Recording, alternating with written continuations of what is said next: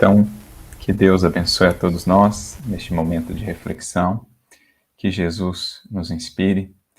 Eu gostaria, antes de mais nada, de agradecer mais uma vez pelo convite que nos foi feito, pela Casa do Caminho, para estarmos aqui juntos novamente. É sempre uma alegria atender ao convite desta casa, pela qual nós temos um profundo carinho.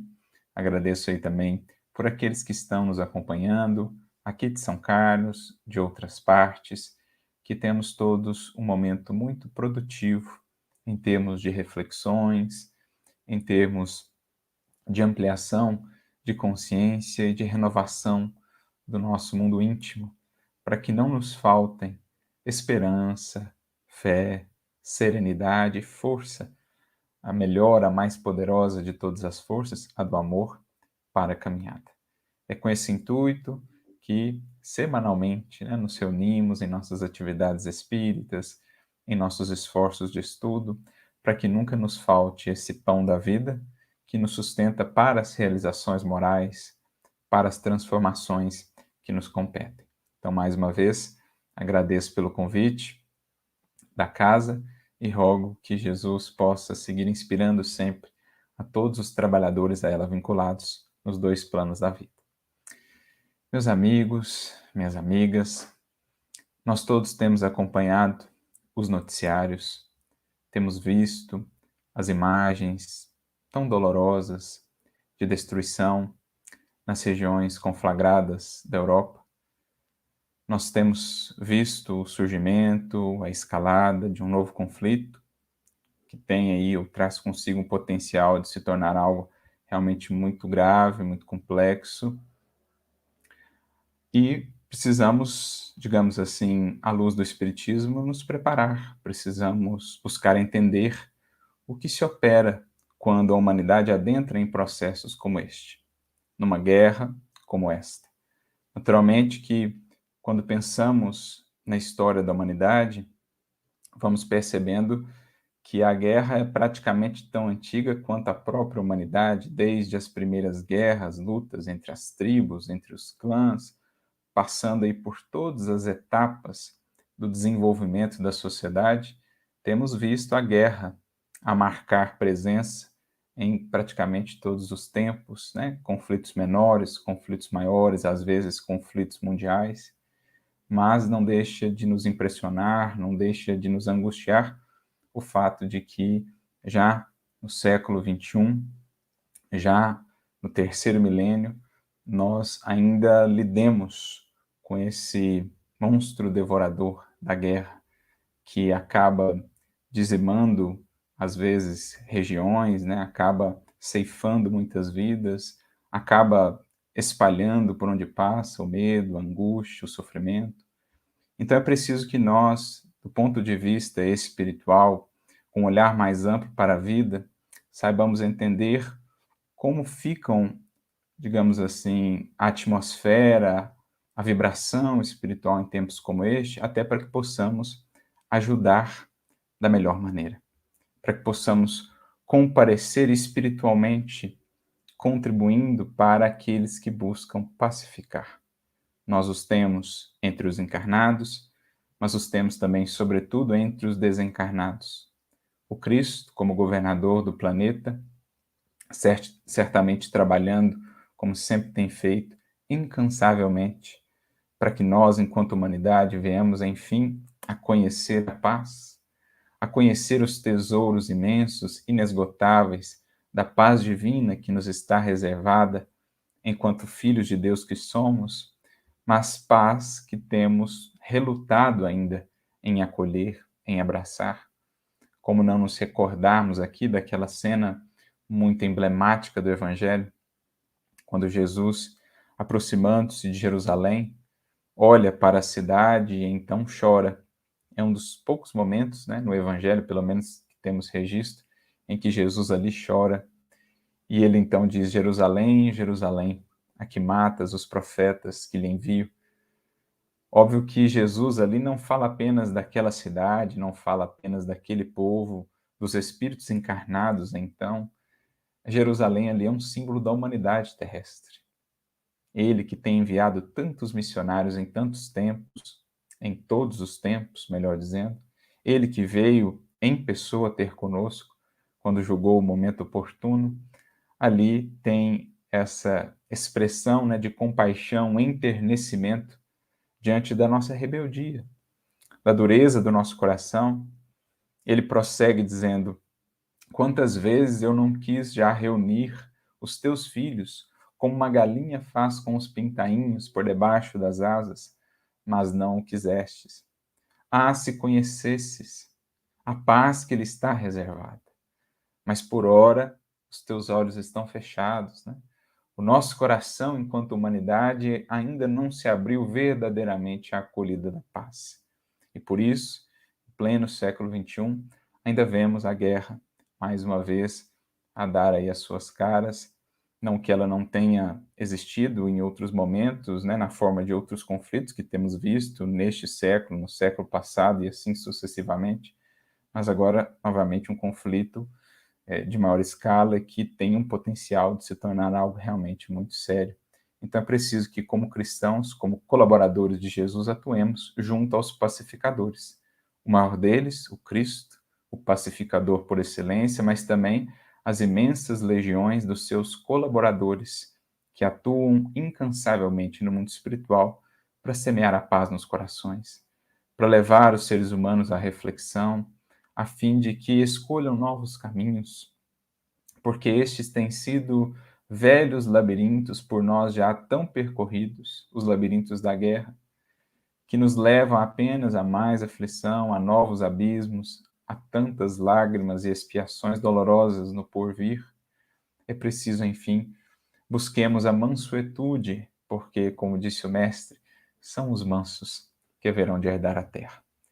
Então, temos visto, todos nós, acompanhado os noticiários, as imagens tristes, temos visto o caso daqueles que desencarnam, muitos deles civis, também os soldados que ali estão envolvidos no conflito, de ambas as partes, muitos deles, né, são impelidos a essa circunstância e às vezes até discordam completamente do que se está a fazer, mas, cumprindo aí deveres patrióticos, são impelidos a essas circunstâncias e acabam por desencarnar, tantos deles jovens, as famílias que são ali separadas, aqueles que têm de deixar tudo para trás, da noite para o dia, abandonando o lar, abandonando a sua região natal, abandonando uma série de elementos da sua vida rotineira para buscarem um auxílio, sabe-se lá onde.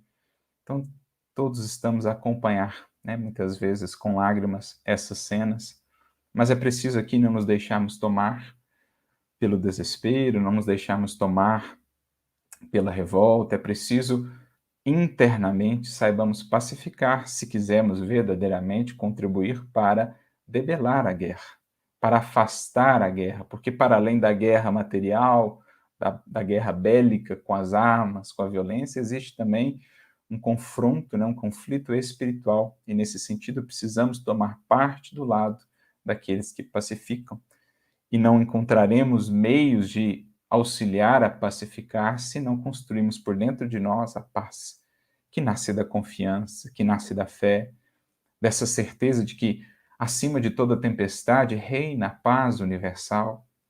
O Criador, com seu infinito amor, com as suas leis perfeitamente justas e misericórdias, segue velando por toda a humanidade terrestre, assim como por todo o universo. E o Cristo de Deus, que nos prometeu, estaria conosco até a consumação dos séculos, isto é, até a conclusão desse processo em que estamos inseridos, de aperfeiçoamento de nós mesmos, de implantação do reino dos céus em nossos corações e, por conseguinte, na terra. Então, segue o Mestre conosco e ele nos orientou nesse sentido, quando, por exemplo, no seu sermão profético, no capítulo 24 de Mateus, ele falando das realidades da transição planetária, deixando bem claro para nós que não seria algo fácil, que seria um processo desafiador, que as forças sombrias que, de certo modo, ainda dominam o mundo, né, haveriam de relutar em ceder terreno quando percebessem que estavam tendo o seu império questionado, desafiado, fariam de tudo para mantê-lo. E por isso vemos esses estertores agora do mal no mundo, nesse momento em que a Terra vai caminhando para o processo, para o aprofundamento, né, do processo de regeneração, vemos esses últimos clamores do mal que relutam em ceder espaço. Mas o bem vai avançando sempre, assim como o alvorecer sempre supera a noite. Então Jesus nos alertou no sermão profético das dificuldades. Disse, inclusive, que por abundar a iniquidade, o amor de muitos ou a caridade de muitos esfriaria. E isso não podemos permitir, deixar que o nosso coração, o amor, a confiança, a luz, né, a chama da fé e da esperança em nós venham a se apagar. Não podemos permitir, é preciso mantê-la bem acesa com Cristo. E por isso ele também no sermão profético nos dirá: quando ouvires falar de guerras, rumores de guerras, não vos atemorizeis, ainda não é o fim. Como a dizer que não há perigo da humanidade encontrar o seu fim por meio de uma guerra. Podemos sim postergar em muito os processos de evolução e desenvolvimento se escolhermos caminhos mais destrutivos, caminhos mais dolorosos. Mas desígnios divinos são e serão sempre cumpridos. Tudo que é vontade do Pai há de se estabelecer, há de se fazer mais cedo ou mais tarde, conosco ou apesar de nós. Então, ainda não é o fim, porque o fim será a Terra regenerada. O fim de uma etapa, naturalmente, porque a evolução é infinita, mas o fim será o reino dos céus implantado nos corações. Então, disso não tenhamos dúvida. Corpos poderão perecer, nós mesmos, inclusive, nesses processos que a humanidade, porventura, ainda vem a viver, mas o espírito segue sempre. Espíritos seguiremos sempre no processo evolutivo.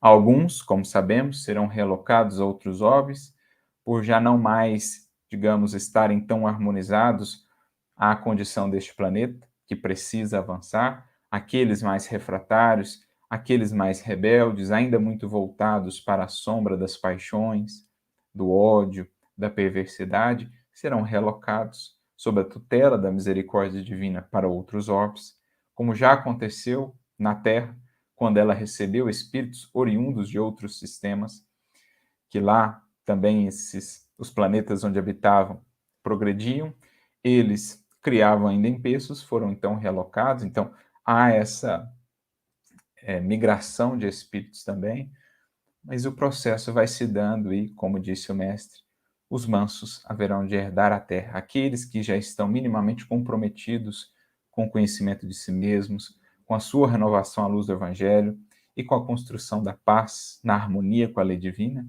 estes haverão de prevalecer. É o que Kardec também descreve, juntamente com os espíritos, no livro A Gênese, por exemplo, no capítulo 18, quando trata, são chegados os tempos, né? Ele trata da questão da regeneração. Então é preciso não nos atemorizemos, apesar, muitas vezes, dos quadros dolorosos, das lágrimas, que naturalmente acabam por brotar em nossos olhos nesses momentos, né? Oriundas da compaixão, oriundas ali desse enternecimento, é preciso que o nosso coração prossiga firme, com fé, com confiança, com esperança, para que façamos também a parte que nos cabe, ajudando a espiritualidade que trabalha pela luz e pelo progresso da humanidade. Nesse sentido, portanto, amigos, acreditamos seja útil refletirmos um pouco do ponto de vista espiritual sobre o que acontece assim em períodos de guerra. Como se dá o processo de auxílio, como se dá essa questão das vibrações, dos pensamentos, para que, entendendo melhor os mecanismos, possamos nós estar mais atentos, mais vigilantes e sermos mais úteis à espiritualidade. Então, nós vamos recorrer aqui a algumas reflexões que o Espiritismo nos proporciona, por meio da sua literatura, que nos ajudarão a entender melhor o processo e, naturalmente, a entender melhor o nosso papel diante do processo. Para isso, nós iniciamos com uma reflexão que nos foi trazida por André Luiz, que se encontra no livro Os Mensageiros, no capítulo de número 18.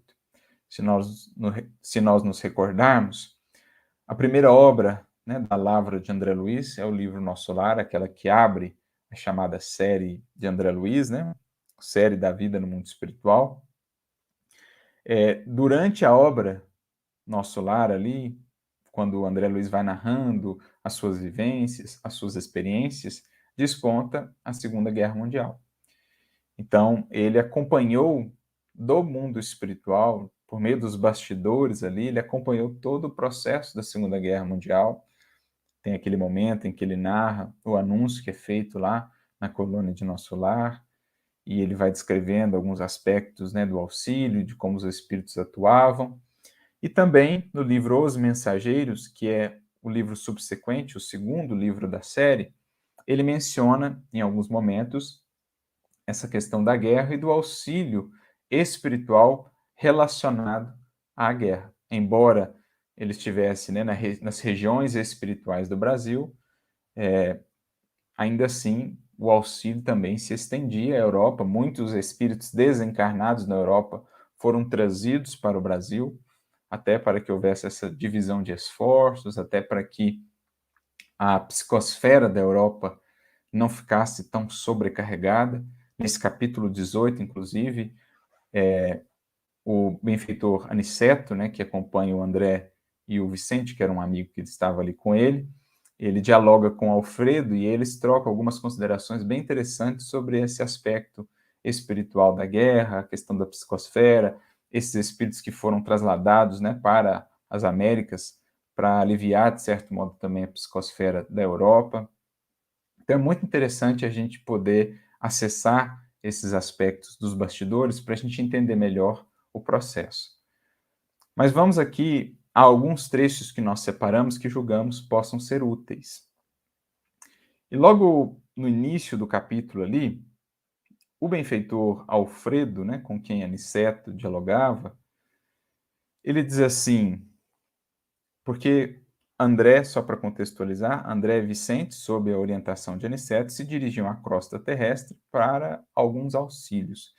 E Alfredo pondera que talvez não seria tão interessante eles irem naquele momento, porque estava prevista uma grande tempestade magnética, né, ainda para aquele dia, em decorrência de sangrentas batalhas que haveriam de ser travadas na superfície do globo. Então ele orienta, olha, talvez não seja melhor vocês irem agora, talvez seria interessante aguardarem mais um pouco e tal. E aí ele diz assim, os que não se encontram nas linhas de fogo permanecem nas linhas da palavra e do pensamento. Quem não luta nas ações bélicas está no combate das ideias, comentando a situação. Então aqui a gente já faz uma pausa para uma primeira reflexão, muito importante, aliás. É importante entendermos que para além da guerra bélica propriamente, envolvendo as armas, a destruição, o conflito material, existe um conflito espiritual por detrás. Porque, em verdade, o que são as guerras? Senão, como definem os espíritos, o transbordamento das paixões humanas. Quando a gente vai ao Livro dos Espíritos, na questão 742, dessa questão em diante, Kardec trata com os espíritos sobre a questão da guerra, dentro da lei de destruição, né? E aí Kardec pergunta qual a causa, né, a origem das guerras e tal. E aí os espíritos respondem assim, predomínio da natureza animal sobre a natureza espiritual, transbordamento das paixões. Então o que nós vemos em larga escala, envolvendo às vezes nações inteiras, todo um continente, né, uma guerra mundial, por exemplo, ou conflitos mais localizados, isso é o resultado de conflitos internos da criatura diante da lei divina, das paixões, dos vícios que vão sendo cultivados, né, por um coração, por vários corações, no somatório de tudo isso, às vezes uma coletividade inteira, no transbordamento das paixões, ou do ódio, ou dos preconceitos, de repente desponta então uma guerra em larga escala. Mas é preciso nunca esquecermos que, antes disso, nós temos essa guerra em menor escala, nos corações distanciados da lei divina, nos lares que não têm estado atentos, vigilantes para a manutenção da paz e da harmonia, que se tornam verdadeiras zonas conflagradas também? Quantos lares terrestres não serão verdadeiras zonas de guerra, de antagonismo, de raiva, de intolerância, de impaciência, de palavras ásperas? Podem não existir ali diretamente as bombas, as metralhadoras, mas existe a metralhadora do verbo menos feliz, ou das vibrações menos felizes que alcançam o outro ferindo, destruindo.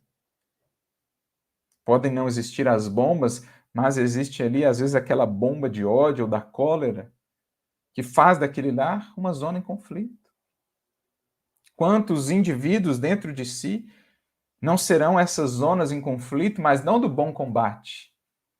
Porque, de fato, Jesus no Evangelho nos disse, em determinado momento, que, embora ele seja o príncipe da paz, não veio trazer a paz como o mundo a entende, uma paz ilusória. Veio também trazer ele a espada, a guerra, mas o bom combate do cristão por vencer a si mesmo. Mas quantos corações não estarão internamente em combate, não para vencerem a si mesmos, mas em combate contra a consciência, contra a lei divina que lhes convida? Em combate para manterem a postura de egoísmo, para manterem os vícios e as paixões tresloucadas que os levam a todos os excessos e quedas morais? Essa guerra, em microescala, nos indivíduos, nos lares, em determinados grupamentos, quando isso vai se somando no transcurso do tempo, de repente isso acaba por rebentar numa guerra em larga escala, a envolver aí a violência, as armas hoje tão desenvolvidas, né? Infelizmente, a inteligência a serviço da destruição cria e concebe armamentos cada vez mais destrutivos, e aí a inteligência distanciada do bem, do amor, da luz, acaba se tornando um gênio infernal, e isso estará a serviço então da destruição mútua entre irmãos, filhos de um mesmo pai. Então, aqui, o que o Alfredo está dizendo é isso. Não dá para a gente se fixar só no conflito armado propriamente. Nós temos que ir mais fundo nas raízes do problema. O conflito de vibrações, o conflito de pensamentos, o conflito de ideias. Nós vivemos aí guerras de princípios, guerras ideológicas, guerras culturais, guerras étnicas que estão por detrás da guerra propriamente destrutiva, materialmente falando, mas guerras que ferem tanto quanto ou até mais. Regiões conflagradas, lares conflagrados, corações conflagrados. Isso me faz recordar uma mensagem de Emmanuel que se encontra no livro Esperança e Luz. Olha o título, que propício, né? No capítulo 5, o Emmanuel ele traz uma mensagem, por meio do Chico, falando, mais uma vez, desse contexto espiritual durante a guerra. Então, vale lembrar que o Chico já estava muito ativo no seu processo psicográfico, né, na sua atividade psicográfica, quando iniciou-se ali a Segunda Guerra. Então, ele recebeu várias mensagens durante esse período, com muitas informações, tanto do André Luiz como do próprio Emmanuel. E aí, nesta mensagem, o Emmanuel está falando da importância de se construir, de se estabelecer ligas intercessórias. Né? Em outra mensagem que a gente também vai analisar, ele fala dos círculos intercessórios, a importância de estabelecer-se ali grupamentos, né, esforços coletivos de oração, de vibração pelos corações mais necessitados ou mais diretamente atingidos, tanto os que desencarnam como os que estavam inseridos lá nas regiões da guerra. Então ele vem falando sobre isso, e em determinado momento ele diz assim: aqui conhecemos que todo impulso é oração. Então ele está dizendo, no mundo espiritual, é mais clara essa ideia ou essa percepção de que todo impulso é oração. Todo impulso é desejo tendente a realizar-se na esfera objetiva da existência. Então, não é só aquele momento em que a gente para fazer a oração que nós estamos orando. Quando a gente está firmemente desejando algo no bem, isso já é por si uma oração.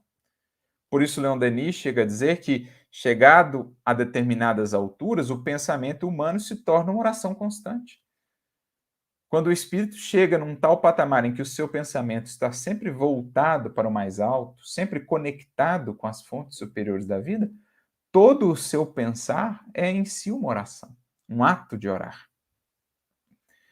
Todo impulso é desejo tendente a realizar-se. Então, conforme aquilo vai sendo alimentado, nós vamos sendo conduzidos à concretização daquilo. Nós vamos preparando a realização daquilo. Mas não só impulsos do bem, desejos no bem, também desejos menos felizes. Por isso ele continua. Há, por isso, o que poderíamos denominar orações infernais, isto é, a vibração intensa do mal e serviços anexos. No livro Entre a Terra e o Céu, o ministro Clarence, falando sobre essa questão da oração, ele vai dizer que quando os desejos não estão vinculados ao bem, ao invés da expressão oração, eles preferem utilizar o termo invocação. Mas aqui Emmanuel diz, existem orações infernais, que são os impulsos, os desejos daqueles que fomentam a guerra, tanto entre encarnados como entre desencarnados. Kardec também vai debater no Livro dos Espíritos, da questão 541 em diante, o papel dos espíritos, por exemplo, nos conflitos, nas guerras, dizendo que existem espíritos que amparam, que orientam, que atuam firmemente no sentido de sanar aquele conflito, de resolvê-lo o mais breve e da melhor maneira possível, mas existirão também espíritos que, movidos por suas paixões, por ódios seculares, por determinados grupos de espíritos, enfim, fomentarão a guerra. Então, orações infernais.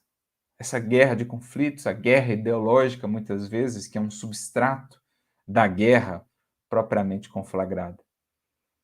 A vibração intensa do mal e serviços anexos, porque operam. Existem ainda imensas falanges, legiões no planeta que operam ainda, voltadas para a sombra, de maneira contrária à lei divina. Sentem que o seu domínio, o seu tempo está por acabar na Terra. E por isso talvez hajam ainda mais intensamente, como a fera acuada que percebe que está sem saída. Se torna então ainda mais agressiva.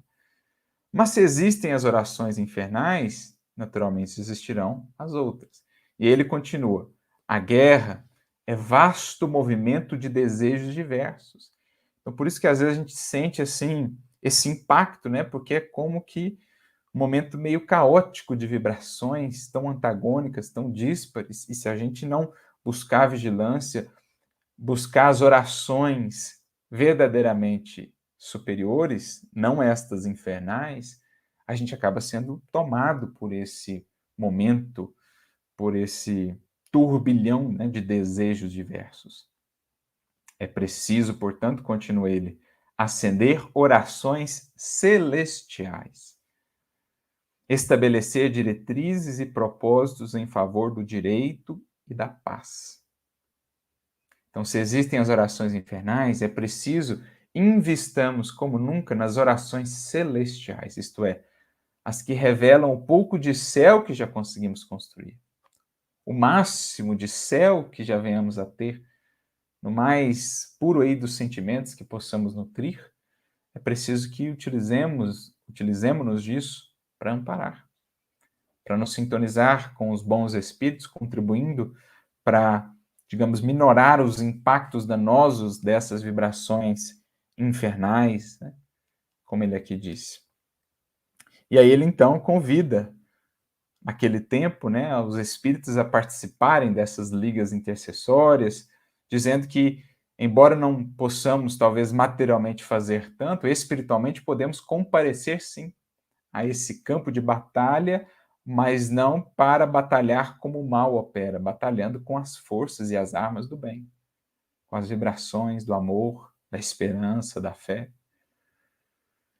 E ele diz, como vedes, mais adiante, né, na mensagem, a guerra espiritual, psicológica, mental, é bem maior que a das armas desembainhadas. É uma guerra bem maior do que propriamente a das armas desembainhadas, a guerra mental, o medo a tomar conta de muitos corações, o desespero, e aí a espiritualidade inferior se aproveita dessas circunstâncias, né? Os processos obsessivos que são mantidos nesses momentos por conta dos sentimentos também de ódio que muitas vezes se tornam ainda mais fortes, de revolta, de raiva, de vingança. Então é preciso ter muito cuidado com essa guerra espiritual, psicológica e mental. E é isso que o benfeitor Alfredo estava dizendo lá na sua consideração, né, no livro dos Mensageiros. E aí Emmanuel, ele, concluindo a mensagem, diz que esse círculo de intercessão, essa liga, né, de orações, esse esforço coletivo, era organizado em nome do Cristo, e que ele não teria outro código senão o Evangelho, outro ideal que não a fraternidade e outro fim que não o esclarecimento. Então, sem condenar, sem julgar, deixando para a justiça divina e a justiça dos homens dentro dos seus quadros o papel aí de analisar as responsabilidades, etc. O nosso papel é orar por todos os envolvidos, por aqueles que sofrem, mas também por aqueles que fazem sofrer, por aqueles que são mais diretamente vítimas da guerra, mas também por aqueles que estão agora na posição de algozes, porque todos são filhos de Deus, e aqueles que ferem são ainda mais necessitados, precisam também de oração para que a misericórdia divina lhes possa tocar. Então, para a gente ver que, para além do que os olhos veem, existe uma outra guerra a ser também olhada, percebida, para que a gente possa atuar em busca da paz. Voltando ao livro dos Mensageiros, o Alfredo diz assim: reduzido número de homens e mulheres continuam cultivando a espiritualidade superior.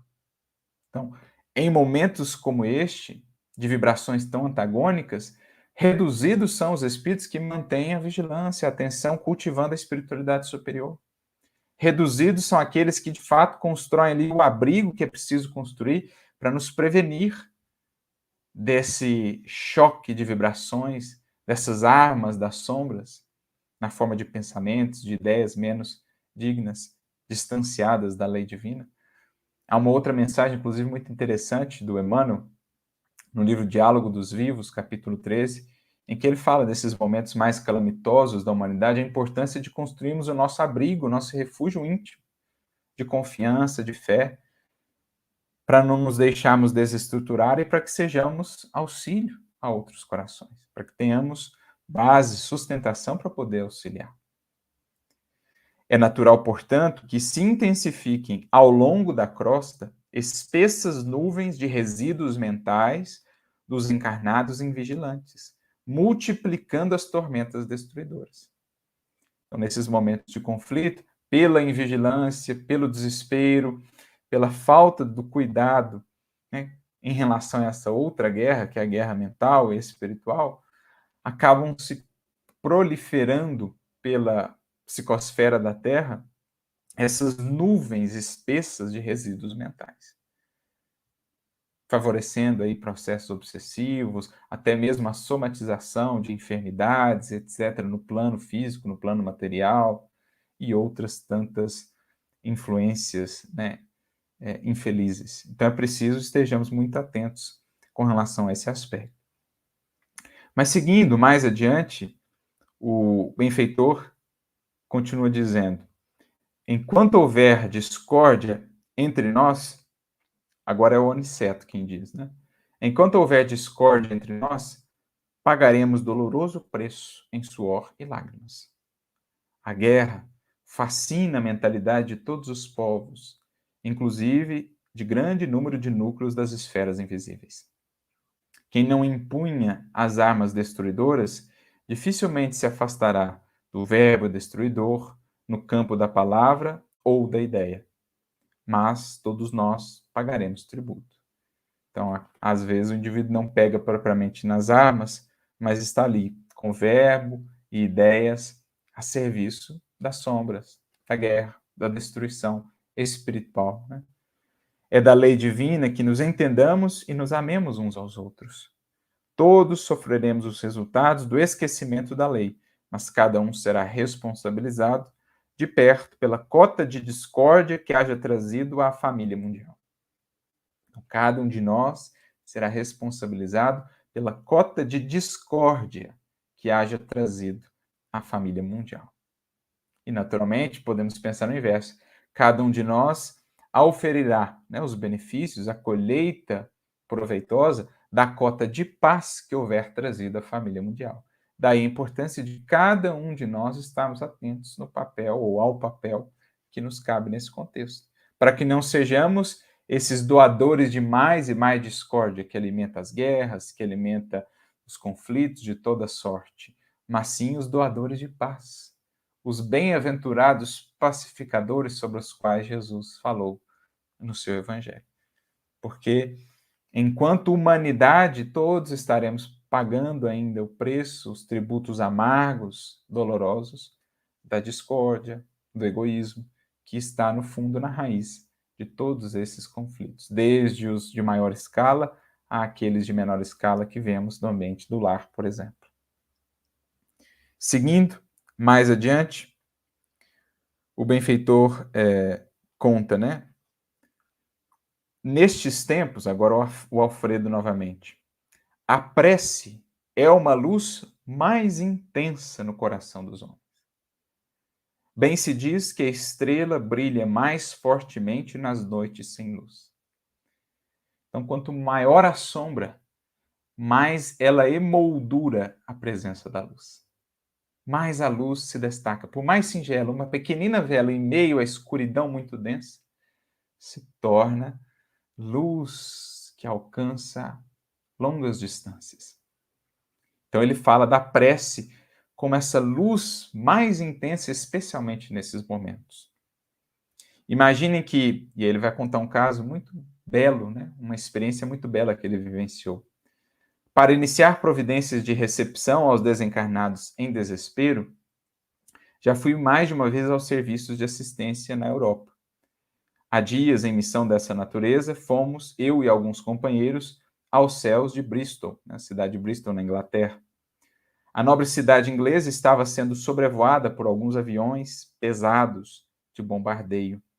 As perspectivas de destruição eram assustadoras. No seio da noite, porém, destacava-se à nossa visão espiritual um farol de intensa luz. Seus raios faiscavam no firmamento enquanto as bombas eram arremessadas ao solo. Então, olha, a luz das chamas pelas bombas caindo no solo, mas ao mesmo tempo espiritualmente a luz desse farol espiritual que se acendia naquela noite. A chefia da expedição recomendou nossa descida no ponto luminoso. Com surpresa, verifiquei que estávamos numa igreja, cujo recinto devia ser quase sombrio para o olhar humano, mas altamente luminoso para os nossos olhos. Notei então que alguns cristãos corajosos reuniam-se ali e cantavam hinos. O ministro do culto lera a passagem dos Atos em que Paulo e Silas cantavam à meia-noite na prisão e as vozes cristalinas elevavam-se ao céu em notas de fervorosa confiança. Então, o sacerdote, né, o ministro do culto naquela noite, havia lido um trecho que fala da prisão de Paulo e Silas na cidade de Filipos. Eles que, à meia-noite, depois de terem recebido 39 chibatadas, presos, né, algemados, ali na prisão, cantavam hinos de louvor, de agradecimento a Deus. E com isso comoveram todos os presos. É nesta passagem, inclusive, que as portas da prisão se abrem por conta ali de um cataclisma, né? E o carcereiro já pensava em se suicidar quando dá por si, quando acorda e vê que as portas estavam abertas. Acreditava ele que todos haviam fugido. E, no entanto, Paulo, lá de dentro, grita: não faças nenhum mal a ti, estamos todos aqui. Porque nenhum dos prisioneiros havia fugido. De tal modo haviam sido tocados pelas palavras, pelo fervor de Saulo, né, de Paulo e Silas naquela condição, que haviam ali ficado, se tornado cristãos, e assim também o carcereiro. Então, a similitude da cena, à meia-noite, naquela noite escura, ali eles oravam, ali eles cantavam, lembrando do exemplo de Paulo e de Silas, e aquilo formava um farol espiritual que contrastava com o incêndio das bombas. Enquanto rebentavam estilhaços lá fora, os discípulos do Evangelho cantavam unidos em celestial vibração de fé viva. Celestial vibração de fé viva. Olha as orações celestiais que Emmanuel falou. Faziam eles ali um farol que certamente amparava os espíritos imensamente no socorro aos desencarnados, que servia ali de apoio vibratório para a atuação da espiritualidade, para o esclarecimento aos que desencarnavam em confusão. Nosso chefe mandou que nos conservássemos de pé diante daquelas almas heróicas. Então, os espíritos prestam homenagem àqueles encarnados pela sua coragem, pela sua confiança, pela sua fé. Então, nosso chefe mandou que nos conservássemos de pé diante daquelas almas heróicas que recordavam os primeiros cristãos perseguidos em sinal de respeito e reconhecimento. Ele também acompanhou os hinos e depois nos disse que os políticos construiriam os abrigos antiaéreos, mas que os cristãos edificariam na terra os abrigos antitrevosos.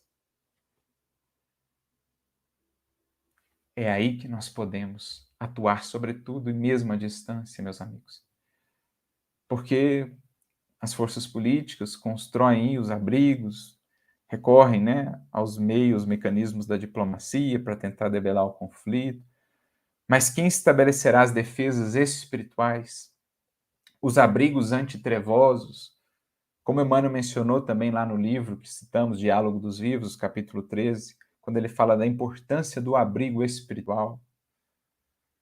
Jesus, que veio no mundo como carpinteiro, e isso levou Estevão a dizer, quando Paulo, ainda Saulo, escarnecia do mestre pelo fato dele ter sido um simples carpinteiro, Estevão tira daí uma inspiração sublime dizendo, ainda bem que ele for carpinteiro, porque é ele o grande construtor do nosso abrigo, que nos protegerá das tempestades, todas elas, da vida e da caminhada. Então, se os políticos construirão abrigos antiaéreos, cabe a nós, os que estamos conscientes do Evangelho, ainda mais a nós, espíritos que conhecemos essa realidade espiritual, construir os abrigos antitrevosos, por meio das pilastras da fé, da esperança, da caridade, do consolo, estabelecendo um teto protetivo que nos imunize, que nos mantenha fortalecidos, não indiferentes, obviamente, mas fortalecidos, para que possamos sustentar, amparar, fortalecer também. Isso nos projeta, meus amigos, a uma outra mensagem do nosso querido Emmanuel, que foi, inclusive, a que nos motivou a essa fala. O seu título é Círculos Intercessórios, em que Emmanuel também traz as suas considerações, complementando aqui o que Aniceto, o que Alfredo nos trouxeram, o que ele próprio já havia trazido na outra mensagem que citamos.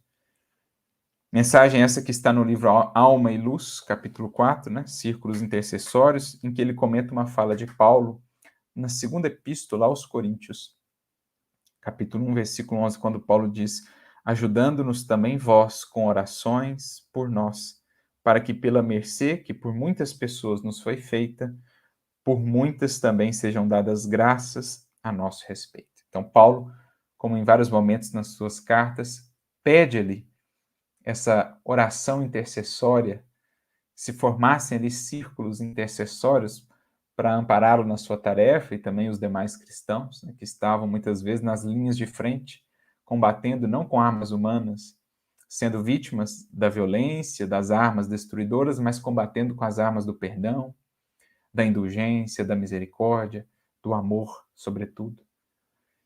E aí o Emmanuel ele comenta, dizendo, o mal empreende o ataque, o bem organiza a defesa. O primeiro movimenta a agressão, estabelece o terror, espalha ruínas. O segundo mobiliza o direito, cria energias novas, eleva sentimentos e consciências. Ele traz essa mensagem também no contexto da guerra, mais uma vez, Ele chega a dizer: os povos pacíficos da atualidade encontram problemas de solução imediata, cuja equação requer ânimo sadio. Como interpretar o assédio da força? Como receber as novas modalidades de tirania? Em outras palavras, como responder quando ainda vemos essas expressões de violência, de tirania, de imposição, de agressão no mundo? Qual a resposta cristã? Como estabelecer a defesa? Que naturalmente não estará baseada na defesa militar. É preciso pensar na defesa do nosso ponto de vista, né? Defesa espiritual. Naturalmente que os povos, nos processos, recorrerão aí aos mecanismos de defesa material que estão ao seu alcance, mas, sobretudo, é preciso pensarmos na defesa espiritual. Então ele traz essa mensagem no contexto da Segunda Guerra, mas se aplica perfeitamente ao nosso contexto. E ele diz mais adiante: a onda de barbarismo envolve países, coletividades, continentes. É necessário que o bem organize a defesa. Muita gente pergunta: combater por quê? Estamos com Jesus, que ensinou o bem e a paz? Disso não temos dúvida. Ele é o príncipe da paz. Em tudo, para tudo, de todos os modos, sempre se norteou pelo bem, para o bem, com o bem. Entretanto, continua Emmanuel, é indispensável não esquecer que existem padrões de pacifismo e padrões de passividade.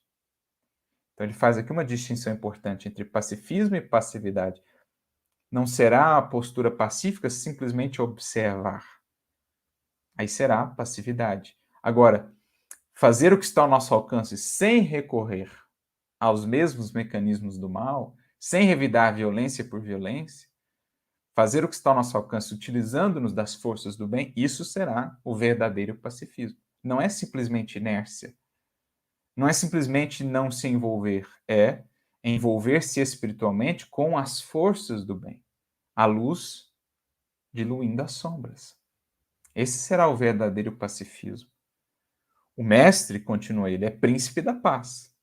Contudo, é imprescindível raciocinar quanto ao que seria o cristianismo se Jesus houvesse entrado em acordo com os fariseus do templo.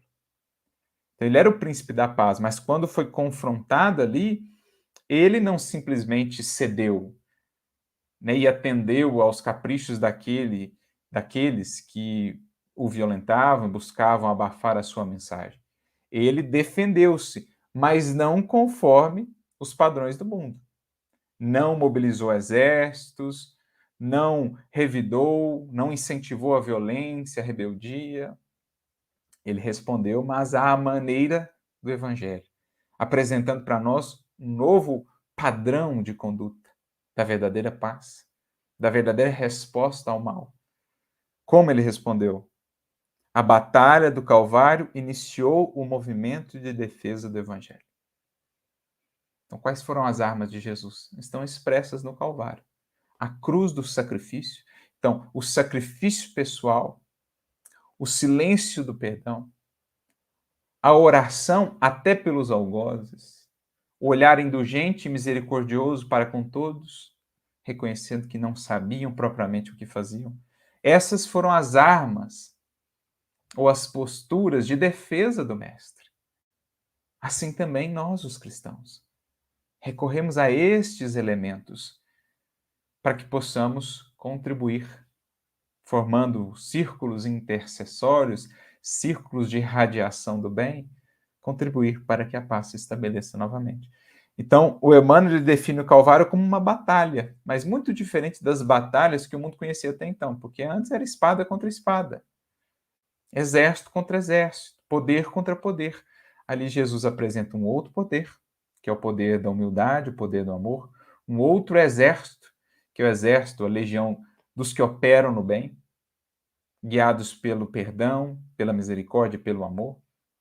Ali Jesus mostra uma outra espada.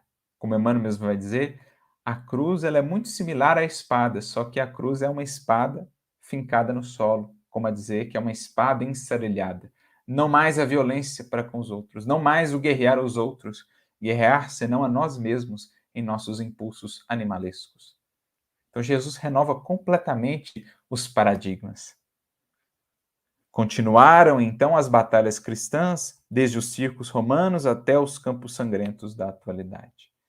Mas é preciso batalhemos cristamente, não como equivocadamente julgamos fazer, né, acertadamente achávamos na época das cruzadas, ali em completa dissonância com o evangelho, mas combater cristamente, seguindo os padrões de paz e defesa que Jesus nos ensinou. E aí, mais adiante, ele conclui, né? Nesta hora grave, ele falava do contexto da Segunda Guerra, mas se aplica ao nosso. Recordemos a exortação confiante de Paulo. Fundemos círculos intercessórios para a cooperação ativa junto às vanguardas vigilantes. Então, para ajudarmos os que estão nas vanguardas de atuação, encarnados e desencarnados, façamos nós círculos intercessórios. Em nossa casa espírita, juntemos ali os corações, né? Marquemos um horário e nos reunamos para orar, porque oração coletiva, quando feita em comunhão de pensamentos, nos dirá Kardec, tem ainda mais poder. Juntemos aí o nosso lar, no momento do Evangelho do Lar, imitamos as nossas vibrações de amor e de paz a esses corações, a todos os envolvidos. Organizemos, conclui Emmanuel, ligas de orações nos templos, nas instituições e nos lares, comparecendo espiritualmente no esforço defensivo. Então não podemos estar fisicamente lá no esforço defensivo, mas podemos comparecer espiritualmente, porque para o pensamento não há distância. Para a força do amor e do bem, elas não conhecem o tempo, o espaço, elas ultrapassam todas as barreiras. Então, comparecendo espiritualmente no esforço defensivo, auxiliando também nós no valoroso combate do bem. Então, meus amigos, diante desse contexto, saibamos construir o nosso refúgio íntimo, sustentado sobre o Cristo, essa fundação, essa rocha que nos dá tanta firmeza, os pilares da fé, da caridade, da esperança, do consolo, a sustentarem esse abrigo, e saibamos também irradiar os recursos que tão misericordiosamente temos recebido por meio do Evangelho e do Espiritismo, o amparo do alto, e saibamos irradiar isso para aqueles que se fazem mais necessitados por meio desses círculos intercessórios, comparecendo espiritualmente também na defesa do bem, na expansão da paz, na luz a ser acendida e mantida do amor. Que Jesus nos abençoe a todos, que Jesus abençoe a todos os que estão lá mais diretamente lidando com esse conflito, que os nossos pensamentos possam alcançá-los e que o Divino Mestre, Príncipe da Paz, possa, enfim, adentrar a cada coração, fazendo com que nós, humanidade, enfim, deixemos para trás, para o passado, o tempo das guerras, o tempo da violência e adentremos a fase da paz, o reino dos céus, que todos tanto ansiamos. Que Jesus abençoe a todos, sigamos confiantes e esperançosos sempre no amparo que nunca tem nos faltado e nunca há de nos faltar. Que Jesus inspire a todos nós.